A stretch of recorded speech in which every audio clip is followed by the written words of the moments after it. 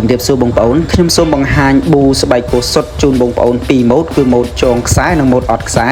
ហើយសម្រាប់ម៉ូតអត់ខ្សែនេះយើងមានពីរពណ៌គឺពណ៌ខ្មៅនិងពណ៌សូកូឡាសម្រាប់ម៉ូតចងខ្សែនេះគឺជាប៊ូដែលលក់ដាច់បំផុតប្រចាំហាងហើយនៅតែទទួលបានការពេញនិយមនិងគាំទ្រពីបងប្អូនជាច្រើនជាមួយនឹងការ design កែង4សង់ទីម៉ែត្រនិងអាចបន្ថែមកម្ពស់ដោយកប៉ុងនៅខាងក្នុងនេះរហូតដល់7សង់ទីម៉ែត្រកន្លះឬក៏ខ្ពស់ជាងនេះទៅតាមតម្រូវការរបស់បងប្អូនការ design មុខថ្មីសម្រាប់បងប្អូនដែលស្រឡាញ់ប៊ូអត់ខ្សែជាមួយនឹងកែង4សង់ទីម៉ែត្រ